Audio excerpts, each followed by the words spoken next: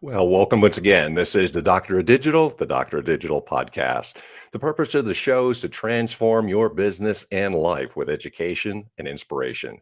I introduce busy people to trends in business and ideas, relationships, and improving your life by highlighting people you should know. Are you tired of feeling stuck in a rut with your partner or struggling to communicate effectively with your colleagues? You're not alone. Millions of people face similar challenges every day. But what if you could learn the secrets to building stronger, more resilient relationships? Join us as we explore the world of marriage and communication coaching with our guest, Paul Zohav, a seasoned expert with over 15 years of personal experience in his company helping couple and corporate teams thrive. As a graduate of the University of Virginia with a master's degree in counseling education and a BA in sociology, Paul has built a reputation as a trusted coach, educator, and counselor. With his extensive experience as a professional chaplain and his work as the founder of marriage and communication coaching, Paul has helped thousands of individuals and couples develop the skills and strategies they need to build lasting, fulfilling relationships. His expertise extends far beyond the personal realm, as he has also worked with corporate teams to foster collaborative and effective communication. Tune in as we learn more about Paul's approach to relationship coaching and how you can apply his insights to your own life. During this episode, we'll do a deep dive into the changes and hot topics of creating a vision for partnering and business communication, including the biggest challenges. I will leverage the expertise of my guest and how to navigate the unique dynamics of the field. By the end of this episode, you'll be better equipped to know what to do, and I encourage you to contact my guest, Paul Zohav, coach, counselor, author, and speaker at Marriage and Communication Coaching. With that, I want to welcome Paul to the program. How you doing this morning, Paul? Terrific. It's a good way to start the week hanging out with you. Well, thank you. I appreciate that and appreciate you taking some time out of your busy schedule to talk to us. I'm curious about in your field, which is a fascinating field. Everybody needs to communicate better. Could you tell us some sort of pivotal story or incident that happened to you to get you into this field in the first place? About 30 years ago, I was a domestic violence counselor.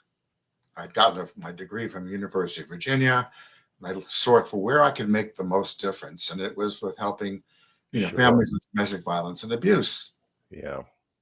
And after a short while, I realized, why wouldn't I want to prevent it rather than treat it after the damage is done? So I've been looking for uncomplicated ways to communicate, to set up families for mutual honor and respect, and children are safe. And that was like 30 years ago. And since then, I became a professional chaplain, hospice chaplain. And here I am in Tucson, Arizona. And I've served maybe as much as 5,000 people over the past 10 years. So, and my new book, Marriage and Communication Recipes for Life, it literally springs off of my mouth into the page. This is literally how to do it. Simply, uncomplicatedly, go for it. Or interesting, because this is a personal concern of mine as well, too, for so many reasons. Could you tell us a little bit about some of the things that have changed over the course of your career and also in terms of domestic violence too, because things have changed so much in the last 30 years? Well, the tragedy is that we've never learned to communicate or have relationship skills by the time we get out of high school. Theoretically, we're preparing our children for adulthood, and we teach them science, technology, engineering, and math. And there is no curriculum for living within our school curriculum. And so we graduate our children with maybe ability to read, that's a maybe, maybe some critical thinking, that's actually that's less valid, and not a clue on how to get along with people they're about to get into the world of work. This is really, and our models for communication often are our parents, and that's often not a good idea. Minimum, they come from a different generation. As my parents came from a different generation, and communication in the 30s and 40s and 50s was not what communication can be today. So either they were an awful model or an outdated model, and here we are in the 21st century. And we have no really working clues on how to communicate and maintain high quality relationships. Is it possible, do you think, because of this communication difference over the generations, that part of the problem of recognizing what domestic violence is and abuse is this kind of lack of good communication style? In other words, people might think, well, this is just the way that things are because this is the way they've been forever. Well, we can look from the point of view of us. Is anything happening that divides us, keeps us from being unified partners, team members, and anything that keeps us separated is something to be eliminated. And old models of masculinity, old models of femininity need to be modified to the world we're in today. And what would that be like? Because that would be more of how things are maybe more equal or more companion oriented than in the past. Mutual honor and respect and connection is a phrase that I tend to use. Um, all too often, our female partners, speaking as a male, um, at some point stop expressing their feelings because many of us guys don't pay attention. We also have a default. We have a default to fixing problems even unasked for, which leaves them feeling unheard and disrespected. So we need to do a major reboot of relationship and relationship skills um, if we want to raise healthy children and be safe for the rest of our lives. And how is that done? It sounds like it's great, but how could you break that down a bit? Well, the first skill I teach Okay. is everybody gets to start their sentences with the word yes. Why is this? There are four gifts, four blessings. When you start a sentence with yes, it means you're no longer reacting to them. They know they've been heard by you. We've established a connection, and the word and lets us to choose what's next. So if you happen to not understand something or perhaps be misunderstood, you just go, hang on a second, let me start over. Yes, let's look at this together. Yes, let's pick a time for us to talk. So the word yes leaves your hand on the steering wheel of your life. As long as you have a yes, you are in charge. As soon as they want to distract you, blindside you, gaslight you, you go, yes, let's return to the let's return to the subject at hand. And they go, yeah, blah, blah, blah. And you go, yes, you're right. Let's talk about this at another time. So long as you have your hand on the steering wheel of your existence, you're always in charge.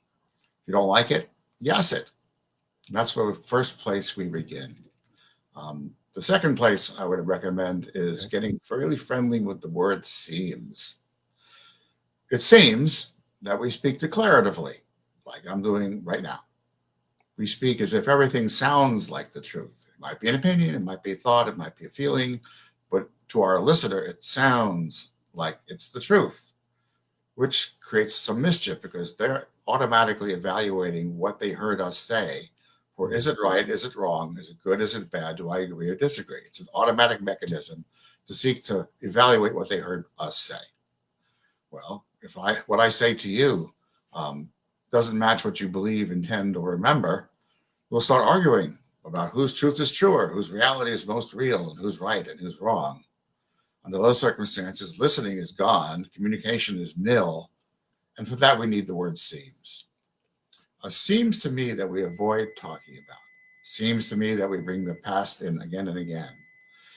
Seems will get you discussion, where sounding like the truth leaves you vulnerable to an argument about competitive realities. Yes, let's talk about it. Seems to me this might be a good thing to talk about. Yes, will get you into communication with a good shot at communication. So you don't like it, yes it. Even if they're angry at you, it's a nice little default. They walk in the room, no, no, no, no, no, you're just the most awful people on the earth. And you say, yes, let's take some time to talk about that. You never take your hands off the steering wheel of your existence with the yes. You don't have to be in a rabbit hole with your partner longer than it takes to say yes. Yes, let's talk about that. Yes, sounds like it might be a good idea. Let's sit down and talk about it. Yes, that's the opening wedge to communication.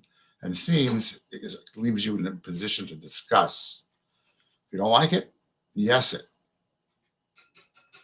And how do you feel about, I've heard this, to sort of recap what a person said, when you use the word seems, for example, you make a statement and I might respond, well, it seems as though you are saying X, Y, and Z, and check in with the partner. Is that correct? Is that what you are saying to me? Yes. And I might say, what I hear you saying is that now would be a good time to discuss this subject. Then when we're in a conversation. It's really not very complicated. I also would like to have yes and available to teenagers. Hmm. Teenagers often feel obligated to say yes when they mean no. They want to be True. popular. They want to belong. They want to be in love, and their body is militating for pregnancy. And their friend comes up with an idea. They don't really like the idea. They don't really want to participate in it, but they feel obligated to say yes because of the friendship. Well, now teenagers, 16-year-olds, can be able to say, yes, I'm not sure I want to talk about that. Yes, I think I would like to do something else today. So the yes maintains the integrity of the relationship, and the and lets them steer safely and not be caught in the teenage trap of, well, I better say yes if I want to keep this guy as a friend. Yes, for teenagers. That's one of my long games, that teenagers have at least a semester, well, hopefully even one period in their high school classes where they learn communication skills. Yes.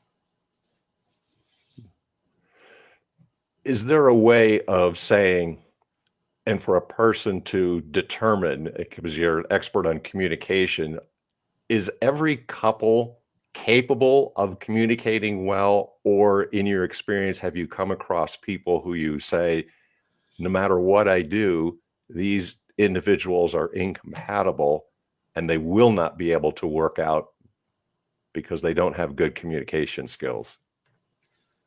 Occasionally there are couples that are so different that after a session or two with me, they realize, oh, we don't belong together. And sometimes couples have addictions, crack, narcotics, alcohol, which actually throws a monkey wrench into the works. Because if you're seriously addicted, then it's not a matter of won't, it's a matter of can't. That's the difference between coaching and counseling. Coaching is for won't. Can't, that's when you want to bring in a counselor. Um, most of my couples have the capacity to communicate. I get to hear some really awful stories. I mean, one person, he was abused at about age 12. He was obligated to watch his sister be abused at the same time. And before he got to be an adult, he witnessed 2 murders before he got to adulthood.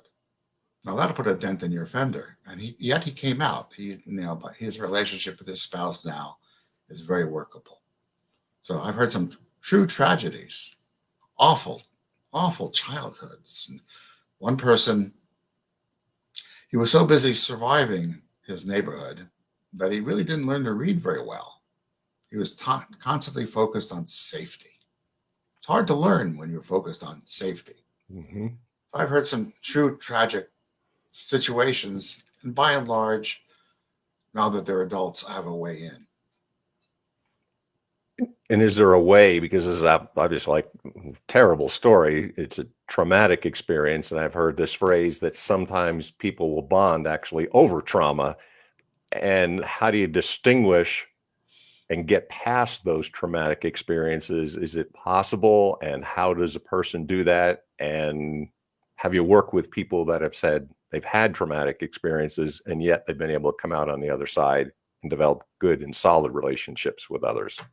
I have remarkable success. If you look at my website, Marriage and Communication Coaching, marriageandcommunication.com, you'll see about 25 reviews left by couples I've helped. And yesterday, I was in St. Philip Plaza selling my new book, Marriage and Communication Recipes for Life. And someone came over me, kind of expecting me to recognize her, but I helped her and her spouse do premarital coaching in 2019. And they still experienced success. Occasionally, I find stories of people who've been my graduates. Um, it was lovely, you know. She actually repeated some of the lessons I gave her and her spouse 5 years ago. So I know it works, and occasionally it doesn't, but it's rarely. I give it probably 9 out of 10 times I make some difference. At least 50% of the time I make a great difference. And people can be 50 years married and come to me. Sure. I mean, some person, they're married 40 years. He doesn't cook or he didn't cook. Why is that? Well, he made a special meal 40 years ago. She didn't say anything. She didn't notice it. And she didn't notice that she was looking for an apology, which they don't know how to do anyways. And so he just gave up on cooking. And she, for the next 40 years, cooked. And all it was one meal that went amiss 40 years ago. Oh my. It's like, because part of it's love languages. And one of the things we coach is the 5 love languages by Gary Chapman. Please get a copy of the book. And he liked to be appreciated, words of affirmation. And her main love language was not words of affirmation. It was probably acts of service. Taking care of him was how she expressed love. So they had a complete mismatch in their love languages. And I highly recommend people who are listening to get a copy of the 5 love languages by Gary Chapman. Read it aloud together, taking turns, and then take the quiz online. And you may find out that you've been loving them in your love language, which really isn't theirs. And they've been trying to love you as best they can in their love language, which doesn't match up with yours. Get your love languages and learn to dance with the person you're married to. I'm curious too about just this concept of love and how this ties into communication styles. In other words, what is often the case, they call it the honeymoon period. You meet somebody, you think they're phenomenal, everything is fantastic, but then reality hits. So does do people have to be so-called in love or and then communicate well, or do they have to communicate well and develop love for one another? Like, what's the role that love plays in communication? Well, in the first stages of love, it's harmonically driven.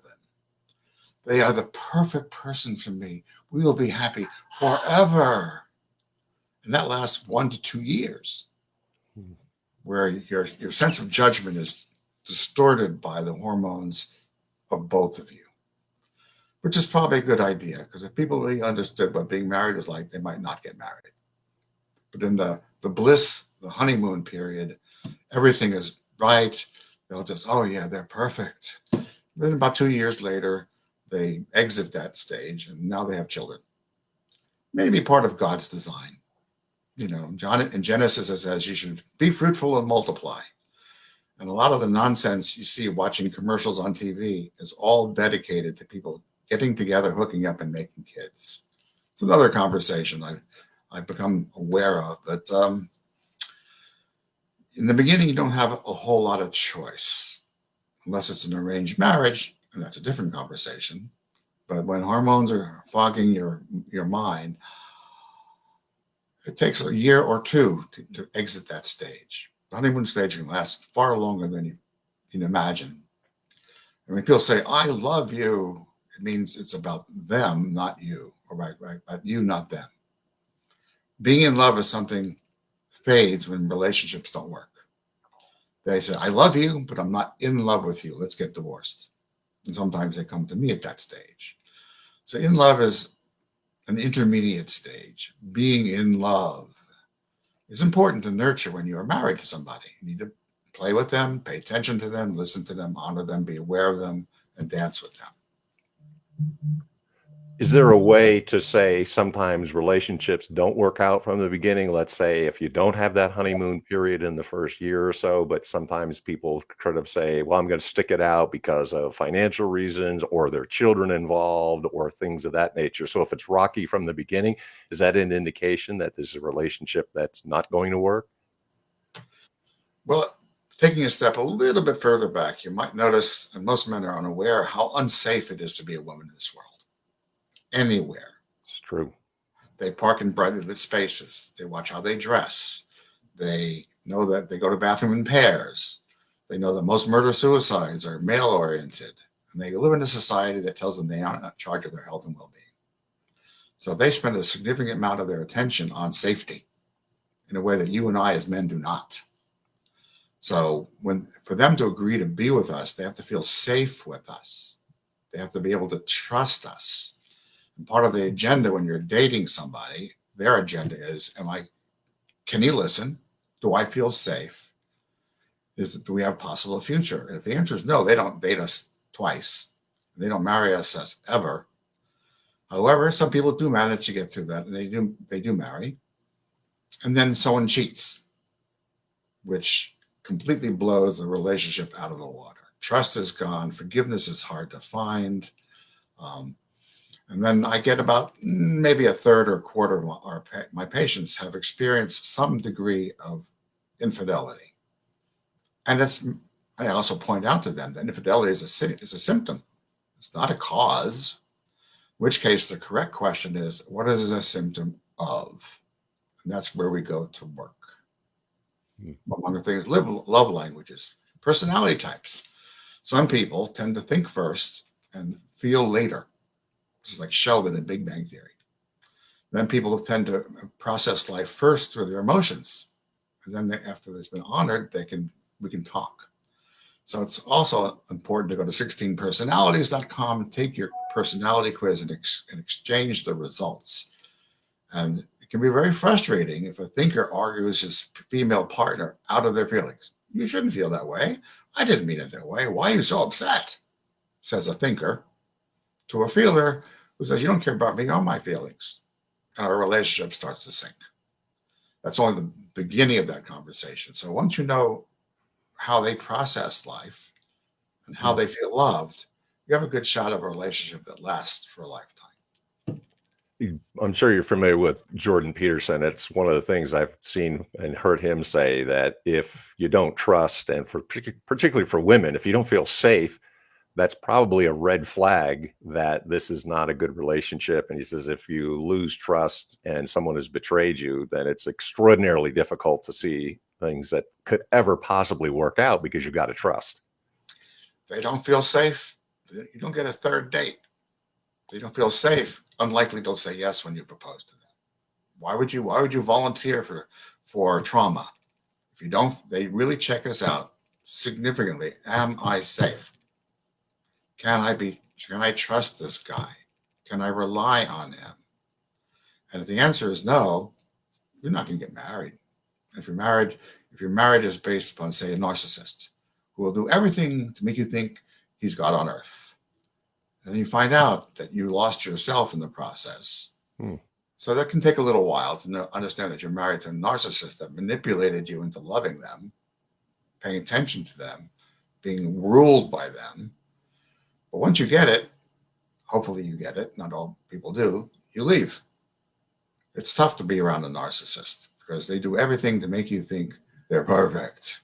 They're the right one for you. And then you find out they're not a couple of years later when you realize you've lost your own self. You've lost your sense of self.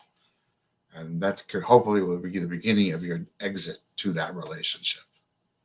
And could you define narcissism? And the reason I ask is I actually have been bending this term around a lot, and people define it in different ways. Like, how do you recognize a narcissist? Because even the definition changes depending on who you talk to. How do you define it? How do you recognize a narcissist? And if you're in a relationship with one, maybe even it's like, what's the exit strategy? How do you get out of that? It's not going to work. The exit strategy is to get up and leave, because they'll try to cajole you, cherish you just long enough for you to come back to them. A narcissist, I don't think there's even a cure for narcissism, though I've heard rumors that sometimes they find themselves. They'll do everything to focus your attention on them. If they're just manipulating your attention, they don't pay attention to you, but they do everything so you'll pay attention to them. That's a warning sign. Because if they don't leave you space to breathe, that's a warning sign. And when you try to assert yourself, at some point they get angry. What are you doing? It's like, you're not the person I met before. What's wrong with you? Pay attention to me. If any of this sounds familiar, you may be with a narcissist. And And a related term, again, there's people talking about gaslighting, and gaslighting is a Oh, yeah. phenomenon that changes the way people think in a relationship. If what you're saying to your narcissist partner they don't like it, they'll switch the subject. It's all your fault anyway. You say, well, I would like to have something else for dinner. No. What's wrong with you for that? There's nothing wrong with you. So that's narcissist language. They they'll blindside you. You're trying to talk about X, and all of a sudden they grab the attention to distract the conversation in a completely new way. And sometimes you'll notice, and sometimes you'll like, how did I get here? Well, narcissists are masterful at distracting your attention and bring it back to them, doing what they want you to do, the way they want you to do it. And the honeymoon period for a narcissist is like, oh, I'm so wonderful. He's perfect for me.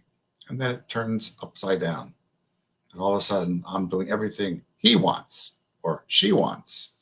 Um, it's it's almost seductive the way they get you into their lives, and then they control your lives, and then it's hard to get out of their lives. And then they blindside you so you don't even think clearly. The way out is get up and leave. You cannot change them. They will not change. They won't. They're kind of locked into their own narcissistic reality, and they have no room for others than theirs.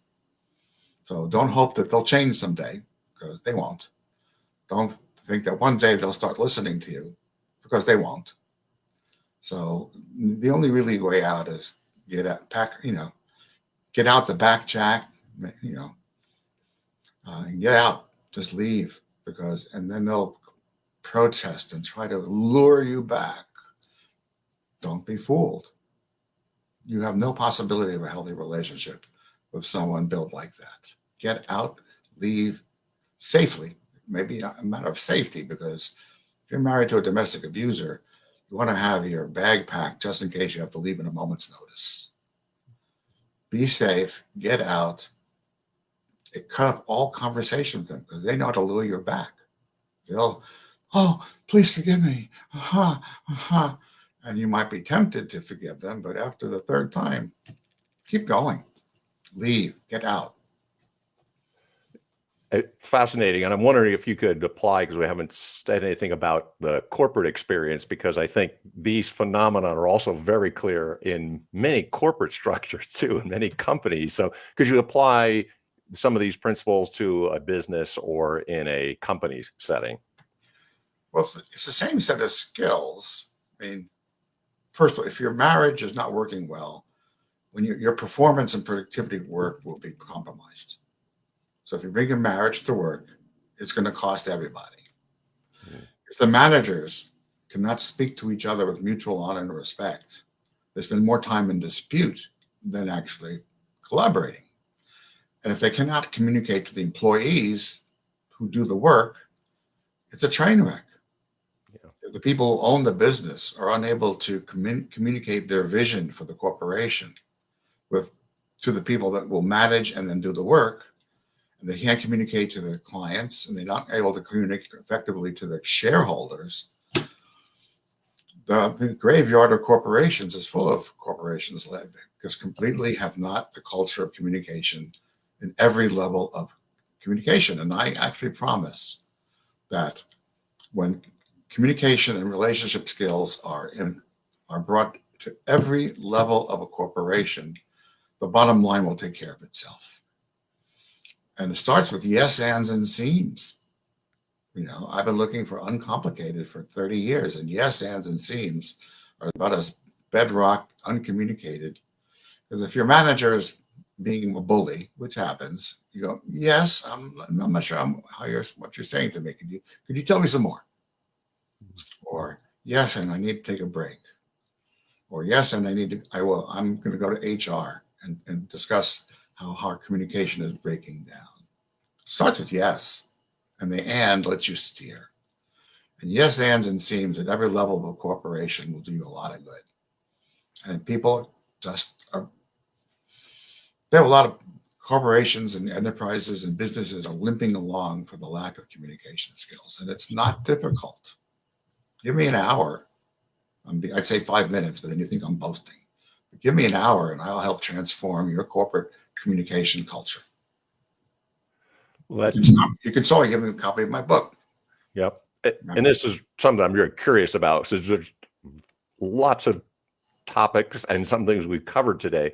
Could you provide some actionable tips? That is for a business or in person's in a relationship. Like, what could you say? Like five, three, whatever tips you might say, actionable tips to say, you know what, I can improve my communication. I would like to know how I can do it better.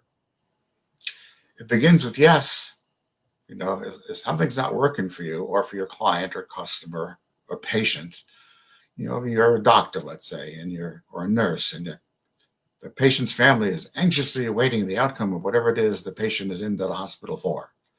And they know because they watch TV and watch all those stupid dark drug commercials. Take this one and you'll be happy. Your psoriasis will disappear. Whatever. We have a lot of medical commercials that distort things. And their family says, well, I think you should use this drug. I saw it on TV last night. So the doctor said, yes, let's take a deep dive into this drug and see if it fits your patient, your parents' medical condition. If you're a real estate agent and they want a $100,000 house in a $1 million neighborhood, you go, yes, let's run all the numbers. You'll pick what's good for you. Whether you're selling a car, a house, or health, start with yes, because anything else is not productive. Hmm. Yes, let's sit down. We'll look at it together. I'll give you the full information you need to make a decision that's right for your life. Yes. That's really the biggest tip, and seems to me that there's things we're leaving out of this equation. Seems to me there's some aspects, finances, location, careers that we might want to take into consideration as we discuss how we're going to move to this neighborhood or move to another city. So it seems to me that we haven't completely uncovered all the aspects of what we're about to do to our lives and the lives of our children. Let's look at it together. Yes. It seems to me this is a good thing to talk about. And you're able to drive the conversation to a good destination. Yes, ands, and seems. And if I have another moment, we might notice a lot of us live a life given by obligation and circumstances because we have to, need to, we should, we must, we ought to. And if you're living a life given by circumstances and obligations, you're not free. You're a passenger. And then one day you die. Sorry, but that's the case. But I encourage people to swap an O for an E from a got to life to a get to life. Now that's quite different. A get to life, you're the driver. You have choice. You have opportunity. You have possibility. And you can just change your mind because you want to. Because I have a get to go to work is very distinct from have to go to work. I could spend more time on this. I'm not sure we have that time. But notice if you're living an or else given life, then you're a passenger living by obligations and circumstances. We want to raise our children. I say get to parents, raise get to children who eventually would get to adults. And that is the long game. A life given by freedom, opportunity, possibility, and choice, none of which exist in a have to life. Covered a lot of ground. I appreciate the actionable tips, but I'm also curious now if a person has heard you, how do they get a hold of you? And you've mentioned your book too. So please tell us how you get a hold of that. And so what's contact information? Person wants to reach out. How do they get a hold of your copy of your book? Well, you can get a copy of my book, Marriage and Communication Recipes for Life, at Amazon. I'll be happy to send you a copy. To get a hold of me, you can go to marriageandcommunication.com. And I have helped people internationally. And occasionally a video set of sessions can work. They will work. I prefer if you're in Tucson or Arizona, face to face, there's a certain immediacy. But virtual coursework, 5 sessions, an hour and a half each, and you'll have what you need to make it to your 50th wedding anniversary. Start by going to marriageandcommunication.com.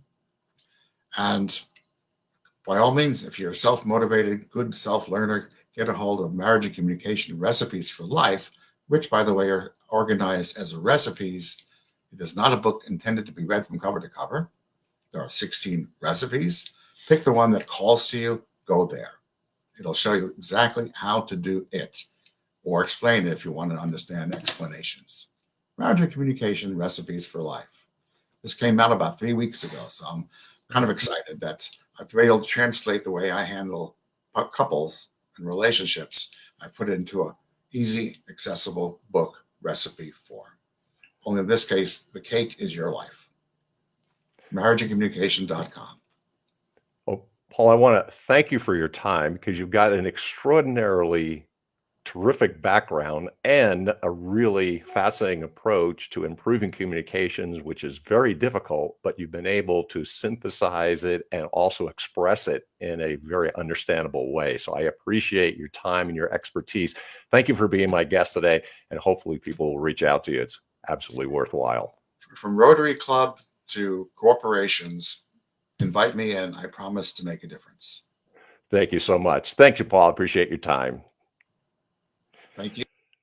All right. So if you've enjoyed Paul's presentation as much as I have, hopefully you also enjoy all the programs as well. So if you like the Dr. Digital podcast, make sure that you share, positively subscribe, and share on social media. Also want to thank the supporters of the program, that is the publishers of both Burning America and also On Track Ian Hunter, for their support of the program. And if you want to reach out to me, I am the Idea to Author Coach on Facebook, guiding your journey from draft to best-selling author. I help people publish their books. I help people make more money by selling their books. So hopefully you've enjoyed the program as much as I have. Until next time, this is the Doctor of Digital signing off. Deus Volt.